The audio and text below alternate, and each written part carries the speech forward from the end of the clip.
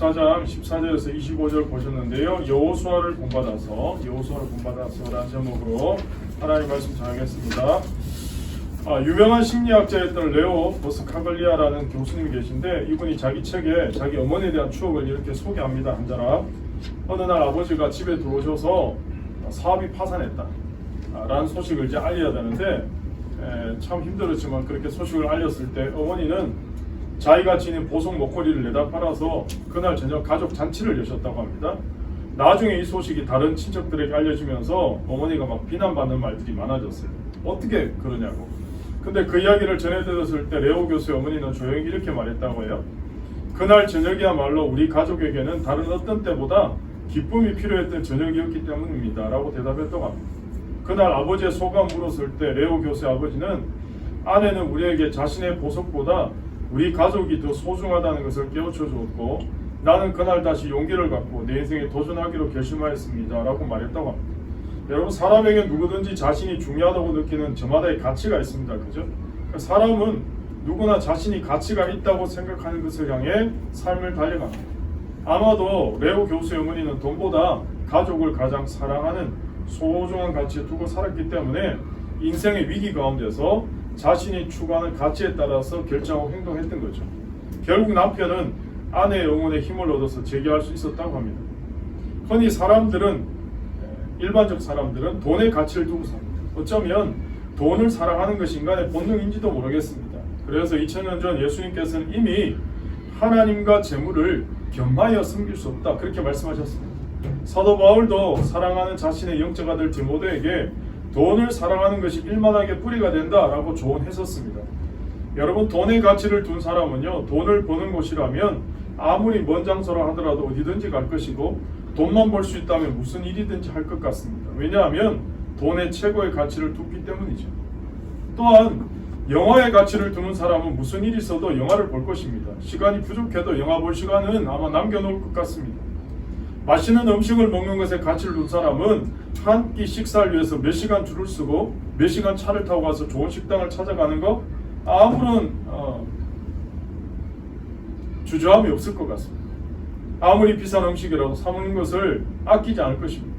입는 옷에 가치를 둔 사람은 빚을 얻어서라도 절기마다 옷을 사 입고 유행이 바뀔 때마다 민감하게 유행을 따라갈 것 같습니다.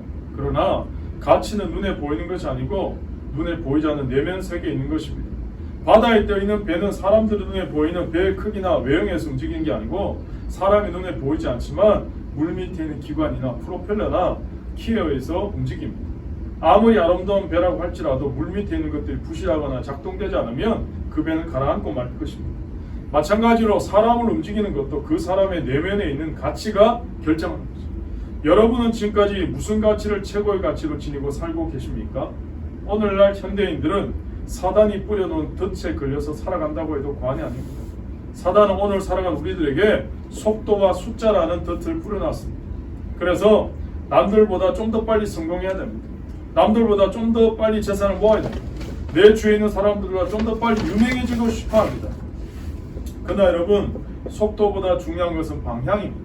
여러분은 지금 어디를 향해서 그렇게 가고 계십니까? 왜 그곳으로 가고 있습니까? 정말 그곳에 여러분이 가기를 원하십니까?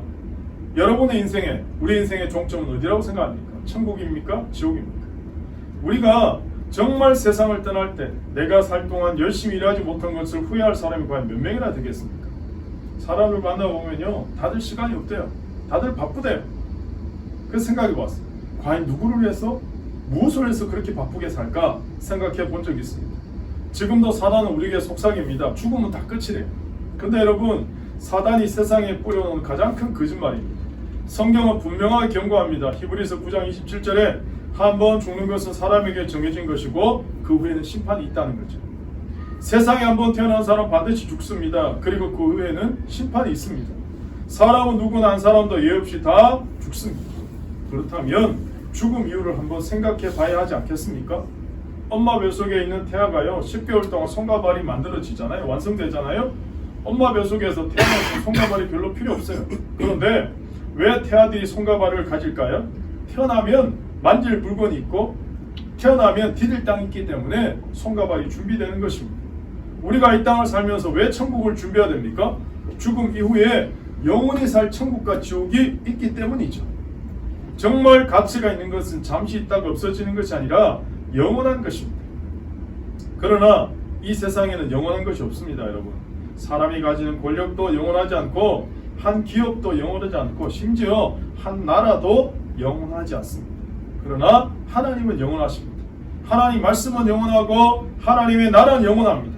신기하게도요, 오늘 하나님 저와 여러분에게 그 영혼을 사모하는 마음을 심어주셨다는 거예요. 우리가 지금도 그렇게 목숨보다 더 소중하게 여기는 재물이나 학력이나 권력도 모두 다 쉽게 지나갑니다. 우리가 그토록 걱정하며 가슴 저미는 눈물과 염려와 고통도 다 짧은 시간 안에 지나갈 것입니다. 다 지나갑니다. 그러므로 이 또한 지나가리라 라는 말이 적용됩니다. 오늘 저와 여러분이 가지고 계신 가치를요, 두 가지 보면 금방 알 수 있거든요. 한 가지는 지금 여러분이 가진 돈을 어디에 사용하고 있는지, 또 한 가지는 어디에 여러분의 시간을 쓰는지 보면 어떤 가치를 두고 사는지 알 수 있습니다. 신학자 존 네이스빗은 우선순위를 잘못 선택하면 삶이 목표에서 멀어진다라고 합니다.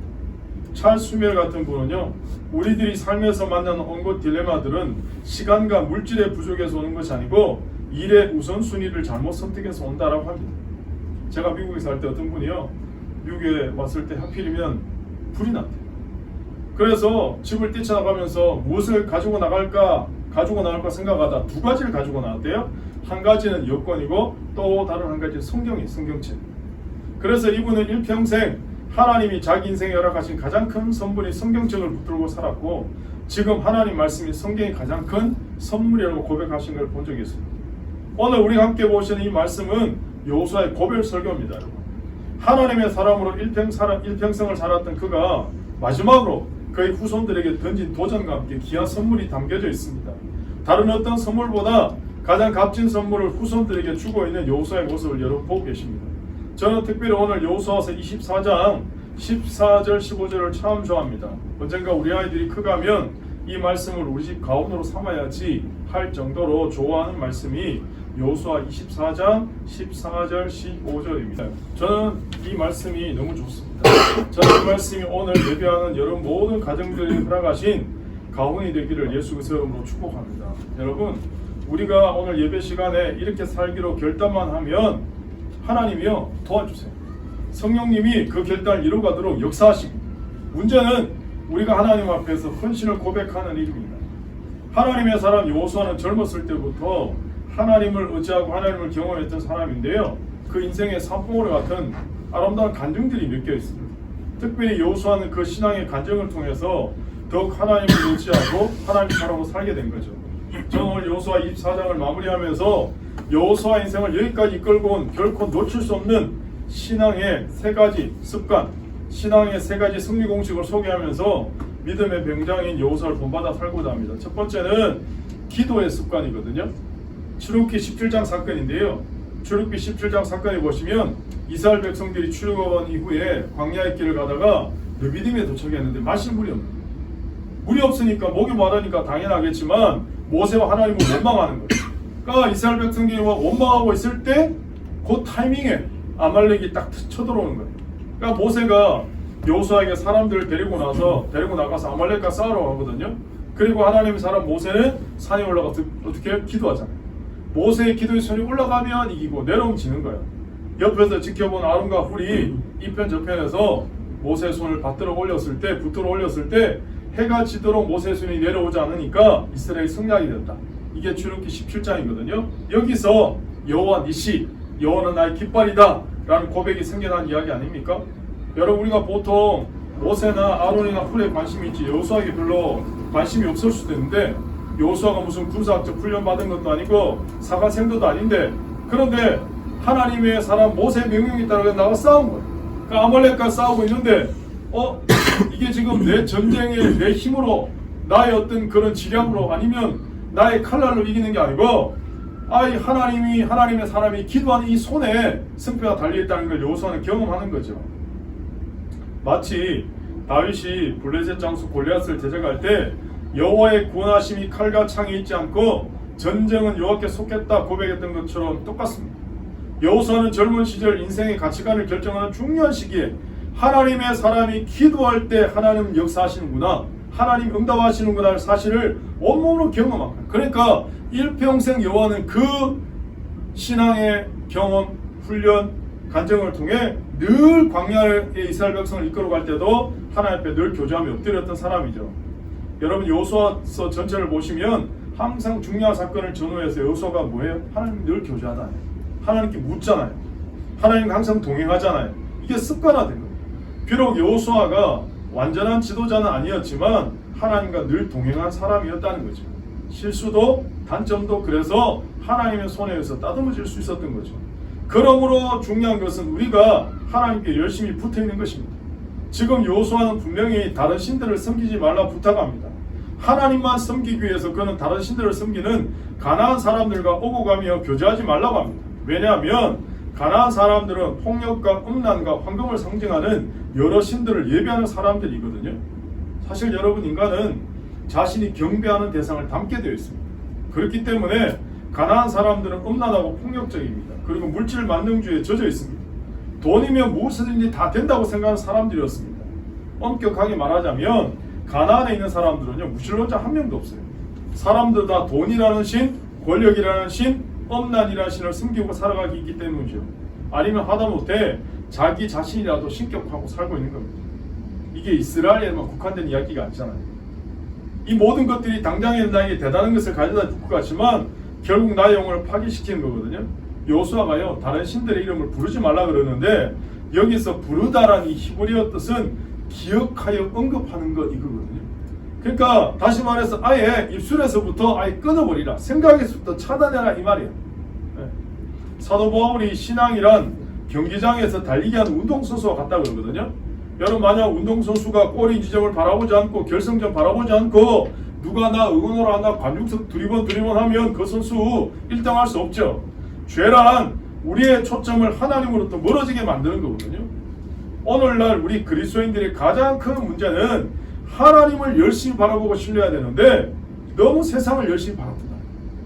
너무 세상을 열심히 묵상한다는 데 있는 거죠. 여러분 교회가 세상을 두려워하는 이유는 하나님을 바라보지 않기 때문에 우리는 하나님만 바라볼 수 있어야 됩니다.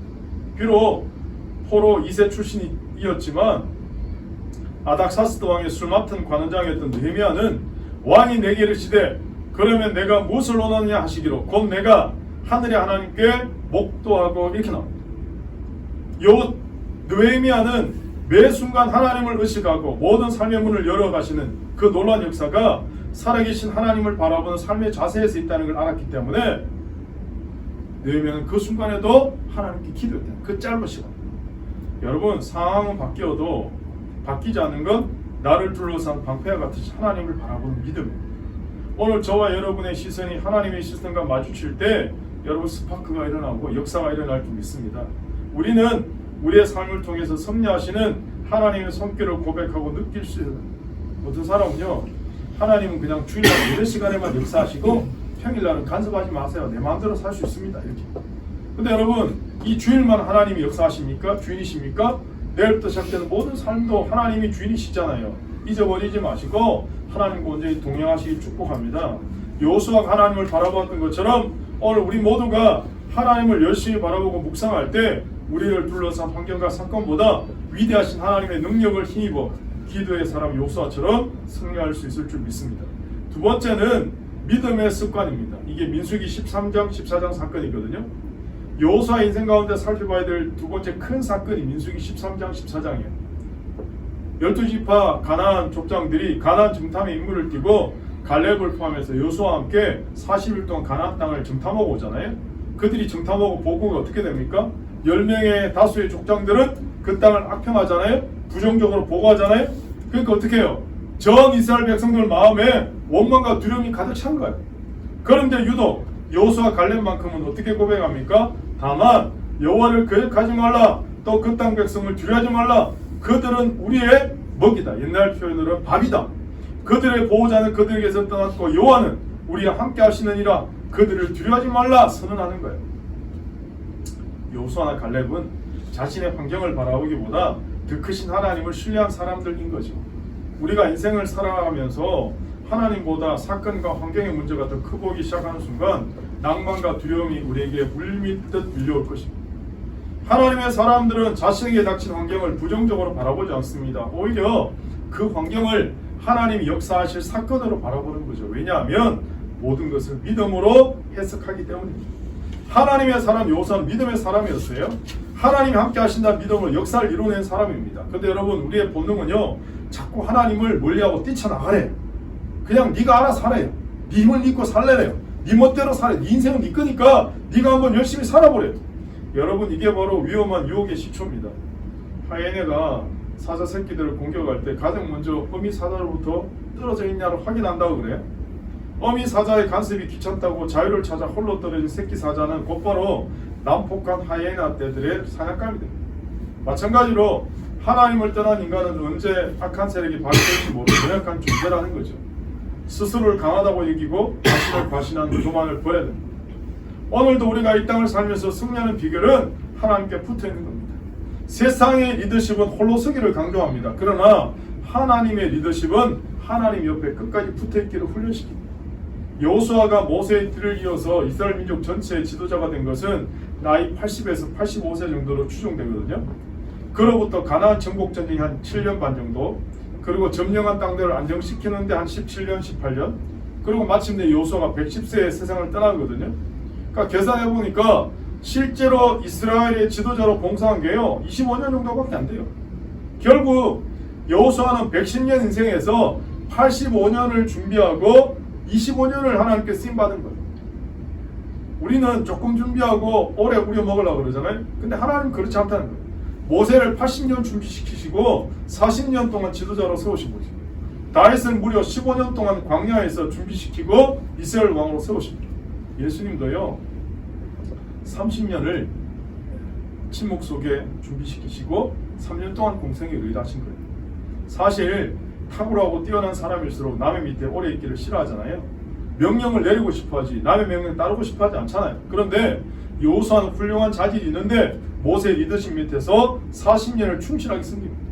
그것도 인생의 최고의 황금기인 나이 40에서 80세까지를 모세 밑에서 리더십에서 2인자의 자리를 지킨 거죠. 결코 자신이 못나서가 아니라 하나님이 세워주신 권위임을 확신했기 때문이죠. 오늘날 우리의 모든 삶의 원동력의 뿌리는 하나님으로부터 온다는 걸 알아야 됩니다. 여호수아는요 젊은 시절부터 이걸 체득했거든요. 그래서 여호수아는 하나님만 붙든 거죠. 오늘 우리가 살면서 겪는 인생의 혼란과 좌절은 사실 철저히 하나님을 신뢰하지 못하는 데서 오는 겁니다. 지금 여호수아가 가나안 땅에 어느 정도 정착해 살고 있는 이스라엘 백성들에게 힘줘서 고별 설교하면서 계속 이야기하는 핵심 중에 하나는 뭐냐면 우리가 지금 이렇게 살고 있는 이유는 하나님의 능력과 인도하심 때문이다. 하나님의 능력과 인도하심. 오늘 우리가 함께 보시는 여호수아 24장이에요. 여호와 하나님이라는 단어가 무려 21번 나오거든요. 21번. 이 책 한 장에. 다시 말해서 이스라엘 민족의 역사나 그 사람 한 사람 한 사람의 인생의 가치나 역사는 하나님이라는 틀 바깥에서는 생각할 수조차 없다는 거예요. 다시 말해서 우리의 조상 때부터 하나님을 빼놓고서는 아무것도 설명할 수 없고 우리의 모든 삶의 뿌리와 원동력은 하나님의 부르심이 있고 하나님의 능력이 있다는 걸 이야기하는 거죠. 마찬가지로 우리 그리스도인들은 뭐 하는 사람이에요? 여러분 이걸 늘 인식해야 돼요. 이걸 놓치면 세상 사람들과 별 차이가 없어집니다. 중국의 위대한 선교사였던 허드슨 텔러는 이렇게 고백합니다. 많은 그리스도인들은 자기 자신의 자원에 비추어 난관을 측정하며 그렇기 때문에 시도조차 하지 않고 항상 실패로 끝나버린다. 그러나 모든 위인들은 그들과 함께 하시는 하나님의 능력과 그분의 임재하심에 의지함으로써 하나님을 위한 놀라운 사역을 해낸 연약한 사람들이었다. 인도의 위대한 선교사 윌리엄 캐리는 하나님을 위해서 위대한 것을 계획해라. 그리고 하나님을 위해서 위대한 일을 시도해라. 이렇게 합니다. 사랑하는 여러분, 여호수아처럼 하나님만 신뢰하는 믿음의 습관으로 믿음의 자세로 승리하시기를 축복합니다. 마지막 세 번째 우리가 봐야 될 사건은 민수기 21장인데요. 말씀과 동행하는 습관입니다. 여호수아는 모세에게 지도자 바톤을 이어받잖아요. 이제 이스라엘 백성들 이끌고 가나안 들어가야 되는데 여러분 여호수아와 모세랑 레벨이 다르잖아요. 모세는 손을 들면 홍해가 쫙 갈라지고 하늘에서 막 만나가 내리고 지팡이를 반세게 되니까 막 물이 터지고. 근데 여호수아는 그런 능력이 없잖아요. 자기를 알잖아요. 너무 두려운 거예요. 근데 여호수아 1장에 하나님이 직접 찾아오셔서 위로하시고 사명 주시고, 특별히 여호수아 1장 8절 9절을 통해 이 율법책을 내 입에서 떠나지 말게 하며 주야로 그것을 묵상하여 그 가운데 기록한 대로 다 지행하라. 그리하면 내 길이 평탄하게 될 것이라. 내가 형통하리라. 내가 내게 명령한 것이 아니냐. 마음을 강하게 하고 담대하라. 두려워하지 말며 놀라지 말라. 내가 어디로 가든지 내 하나님 여호와가 너와 함께 하리라. 두려움과 걱정에 사로잡힌 여호수아에게 하나님이요 말씀하신 말씀. 우리가 위험에 처했을 때 하나님 말씀을 보내서 위로하시고 우리를 건지신다. 시편 기자도 고백하잖아요. 오늘 하나님 말씀으로 여호수아의 마음을 담대하게 하시고 위로하시는 거죠. 결국 여호수아는 이 하나님 약속의 말씀 붙들고 가나안 땅에 들어가고, 그 수많은 정복 전쟁에서도 하나님 약속의 말씀 붙들고 버티고 승리한 거죠. 그러면 오늘 여러분에게 주신 하나님 말씀은 어떤 겁니까? 어려울 때, 외로울 때, 힘이 들 때 여러분 어떤 말씀 붙들고 계십니까? 아니면 이 세상에서 없어질 것을 붙들고 오늘 살고 계십니까? 하나님의 사람으로 우리가 이 땅을 살며 승리하는 비결은 여호수아처럼 하나님의 말씀을 붙들고 살아가는 겁니다. 여호수아와 함께 하셨던 하나님의 말씀, 오늘 우리와 우리 가정에도 동일하게 함께 하시기를 축복합니다. 오늘 이 말씀을 붙들고 산 여호수아가 마지막 24장을 통해서 세겜에서 온 백성들, 특별히 수천 년이 지난 21세기를 살아가는 우리들에게도 똑같이 이 말씀을 통해 도전하고 있다는 거죠. 지금 여호수아는 민족 앞에서 결단을 촉구합니다. 나와 내 집은 평생 하나님만 섬기고 헌신할 텐데 너희들은 어떻게 할 건가? 선택해라. 단호하게 선언하고 있는 거죠. 아마 이스라엘 전 백성들은요, 본문에서 보시는 것처럼 이 여호수아의 선언 앞에 정신을 차리고 다시 한번 하나님을 지금 바라보고 있는 거죠.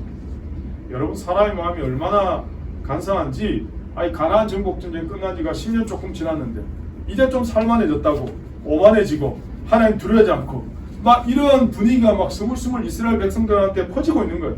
여호수아가 깨달은. 그래서 마지막 죽기 전에 이들에게 던져줄 가장 큰 선물이 뭘까 고민하고 결단하고 이 말씀을 지금 던지고 있는 거죠.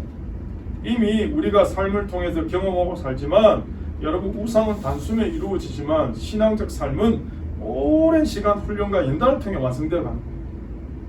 여러분, 죄 짓는 것은 금방인데요, 회복하기는 너무 힘든 시간을 몇 곱절 투자해야 돼요. 마찬가지로 성공을 이루기는 너무 힘든데 무너지는 건 순식간입니다. 여호수아는 지금 민족의 장래를 이야기하면서 그 당시에 급변하는 국제정세나 어려운 경제 상황이나 다른 외적 요소들을 지금 이야기하지 않아요. 가장 중요한 것은 하나님과의 관계였기 때문이죠.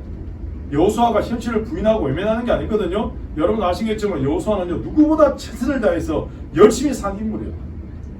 언제나 주변은 시끄러웠고 강대국들은 늘 호시탐탐 침략할 기회를 노리고 있지 않습니까? 경제적으로 어렵고 당면한 현실이 어려워도 그럼에도 불구하고 하나님만 붙들고 있으면 살 길이 열린다 라는 것을 누구보다 여호수아는 잘 알고 있었죠. 젊은 시절 온몸으로 하나님을 경험했기 때문입니다. 여호수아는 순종의 사람이거든요. 그는 하나님이 세우신 권위에 굴복할 뿐만 아니라 하나님의 말씀에 순종하는 사람이었습니다. 다른 어떤 것보다 하나님의 말씀 앞에 철저한 사람이었습니다. 그러므로 여러분, 가장 중요한 것은 우리들의 마음이 겸손하고 하나님께 집중되어 있느냐 하는 것이 중요합니다. 아무리 세계 정세가 힘들고 오늘의 경제 상황이 힘들고 여러 복잡함이 있지만 우리의 생활 속에 하나님께만 집중되어 있으면 소망이 있는 줄 믿습니다. 그런데요, 이게 무너지잖아요. 그러면 우리가 조금 모은 것 같고 가진 것 같지만 이 땅이 축복의 땅이 아니라 저주의 땅으로 변할지도 모릅니다. 오늘 살아간 우리의 삶 가운데 하나님의 말씀 앞에 철저히 순종해야 됩니다. 우리 주변에 너무 많은 사람들의 말들에 현혹되고 흔들리지 말고 하나님 말씀 듣는 것에 크게 힘쓰고 살아가는 우리 모두가 되기를 예수 그리스도의 이름으로 축복합니다. 저는 아침에 이렇게 딱 일어나면 딱 눈 뜨면 제 바로 앞에 항상 이 큐티책이 있거든요. 오늘 우리가 9월 1일 이제 또 주일인데 큐티를 딱 하잖아요. 근데 주일이지만 주일부터 큐티가 시작되니까 말씀이 뭘까? 눈 뜨자마자 큐티를 딱 봤는데 열왕기하 1장이더라고요. 열왕기하 1장. 열왕기하 1장 이렇게 시작해요. 아합이 죽은 후에 모압이 이스라엘 배반하였더라. 아시아가 사마리아에 있는 그의 다락 난간에서 떨어져 병들매 사자를 보내며 그들에게 이르되 가서 에그론의 신 바알세불에게 이 병이 낫겠나 물어보라 하니. 제가 이걸 보면서 가슴이 현실이 어떤 현실인지 알아요? 아버지 아합이 죽었어요. 그리고 속국으로 있던 모압이 이스라엘 배반했어요. 그리고 본인은 병들었어요. 이게 현실이잖아요. 그럼 이 상황이 어떻게 해야 돼요? 하나님께 묻고 하나님께 붙들어야 되는데 어떻게 해요? 이방 우상한테 가서 물어보라는 거잖아요. 그래서 하나님이 급하게 디셉 사람 엘리야를 보내서 사마리아 왕의 사자들을 만나서 이렇게 전하라는 거죠. 이스라엘에 하나님이 없어서 너희가 에그론의 신 바알세불에게 가서 물으러 가느냐? 2번이나. 이스라엘에 하나님이 없어서 그따위 우상한테 가서 묻느냐고. 아니 여러분 오늘 마찬가지 아니에요? 우리가 지금 살아계신 하나님 믿고 하나님 바라보고 예배하는 사람들인데 아니 하나님께 묻지 않고 오늘도요 하나님 믿는 사람들이 저 이상한 접집 갖고 막 우상한테 찾아가. 망할 인생 아니에요? 망할 인생? 엘리야가 지금 반복해서 이야기하잖아요. 만약에 이 말씀을 듣고 아시아가 그 순간에라도 하나님 붙들고 회개했으면 하나님 살려주셨을 거예요. 하나님 그럴 분이거든요. 그런데 반복해서 이야기하는데 아시아는요 자기 길을 가는 거예요. 재밌는 건 아시아의 이름의 뜻이 뭐냐? 여호와께서 붙으셨다. 여호와께서 붙으셨다. 아 이름은 여호와께서 붙으셨다는데 삶은 반대 방향으로 가요. 우상 승기, 우상을 붙드는. 그러니까 결국은 패망한 인생이 되는 거죠. 저는 오늘 여호수아를 이제 24장 마무리하면서 여호수아의 유언과 같은 믿음의 선배인 여호수아가 그 당시 자신의 자녀들과 믿음의 후손들에게 선포한 이 말씀이 오늘 저와 여러분이 평생 인생을 걸쳐서 붙들어야 될 중요한 말씀이다 라는 생각을 하고 이 3가지 신앙적 습관, 기도하는 삶의 습관, 믿음으로 살아가는 삶의 습관, 제가 마지막으로 오늘도 우리 기도 제목 1번에 썼지만 큐티 하잖아요. 여러분 큐티는 한 가지 방법에 불과하지만 큐티의 본질은 말씀과 동행하는 삶이거든. 제가 그 이야기 하려는 거죠. 아니 매일매일 하나님 말씀 붙들고 그 말씀 하나님 앞에 실천하고 살아갈 때 승리할 수 있다는 거예요. 이게 너무 중요하다는 거죠. 오늘 제가 말씀드린 이 3가지 여호수아가 승리했던 인생의 3가지 승리 공식, 3가지 삶의 자세를 여러분 붙드시고 여호수아를 본받아서 이 시대를 담대히 헤쳐나갈 뿐만 아니라 승리하시기를 예수 그리스도의 이름으로 축복합니다.